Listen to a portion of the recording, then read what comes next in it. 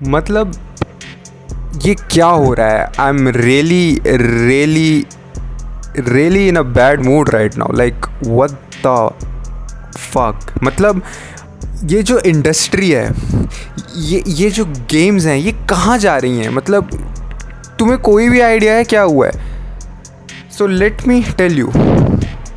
सोनी वालों ने ये चीज़ बोल दी है कि starting January of 2028 they will no longer be making physical games for the next PlayStation 5 और PlayStation 6. मतलब जो current PlayStation 5 and probably future PlayStation 6 के लिए भी, which is a major concern. मतलब अगर तुम्हें नहीं पता, या अब तुम्हें क्यों नहीं पता, मतलब it is a, मतलब ये बिल्कुल डिफरेंट टॉपिक है.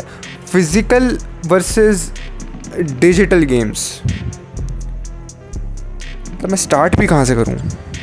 मतलब तुम देख रहे हो फिज़िकल गेम्स कितनी ज़्यादा गिर गई हैं. मतलब पहले पीसीज़ पे ऐसा होता था कि पीसीज़ पे फिज़िकल गेम्स होती थी, आती थी, बट कुछ टाइम से हम नोटिस कर रहे हैं पीसी के लिए कोई फिज़िकल गेम्स नहीं आ रही. बट ठीक, at the back of the mind मेरे भी ये था कि एटलीस्ट कंसोल पे तो गेम्स आ रही हैं, कंसोल पे तो फिज़िकल गेम्स हैं. बट अब वो कंसोल से भी हट जाएगा? Are you kidding me? मतलब अब तुम में से बहुत लोग ये बोल रहे होंगे कि मतलब दिक्कत क्या है, फिज़िकल गेम्स हट रही हैं और कन्वीनियंट हो जाएगा ना, हम घर पे बैठे बैठे गेम्स को डाउनलोड कर सकते हैं जस्ट लाइक स्टीम. बट नहीं, तुम समझ नहीं रहे प्रॉब्लम कहाँ है. प्रॉब्लम ओनरशिप में है. जब तुम्हारे पास कोई फिज़िकल डिस्क होती है ना, तुम उस फिज़िकल डिस्क को, उस गेम की कॉपी को ओन कर मतलब ओन करते हो. ऑब्वियसली वो तुम्हारी है, किसी का कोई राइट नहीं है कि कल सोनी वालों ने सोचा कि, या फिर जिस भी गेम कंपनी की तुम्हारे पास डिस्क है, उन्होंने सोचा कि let's just revoke the rights of this guy to have this game. ऐसा नहीं हो सकता. तुम्हारे पास हाथ में है वो गेम, तुम्हें अपने प्ले स्टेशन या फिर कोई भी अपने कॉन्सोल में डालनी है और वो गेम चलनी स्टार्ट हो जाएगी. वो दिक्कत नहीं है.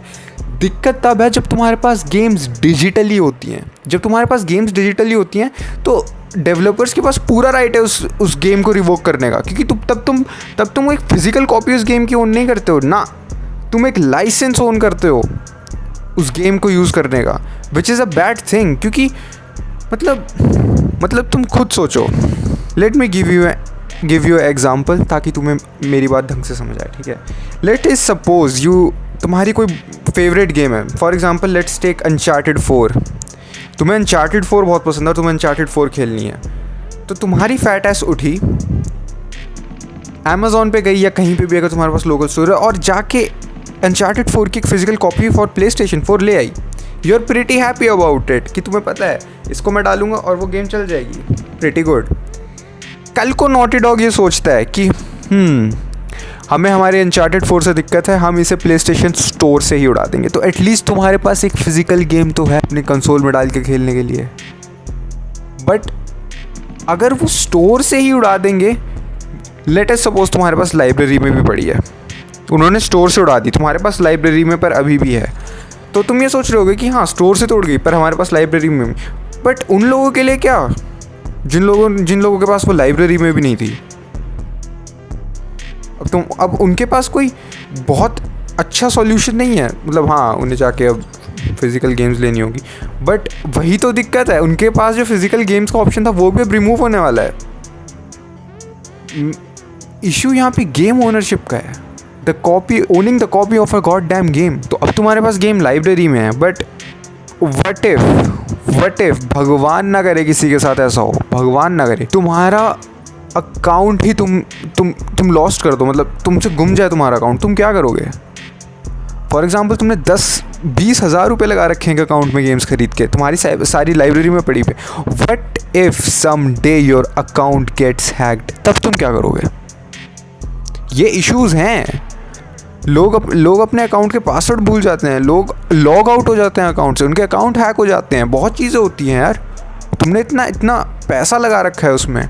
And what if some god damn day ऐसा ना हो कि सर्वर ही बंद हो जाए, क्योंकि PlayStation 3 के लिए अब PS स्टोर बंद हो रहा है, तो अब वो ऑनलाइन नहीं खरीद सकते. तो तुम सोच रहे हो, मतलब वही चीज़ है कि एक कंपनी का तुम्हारे ऊपर कितना राइट है.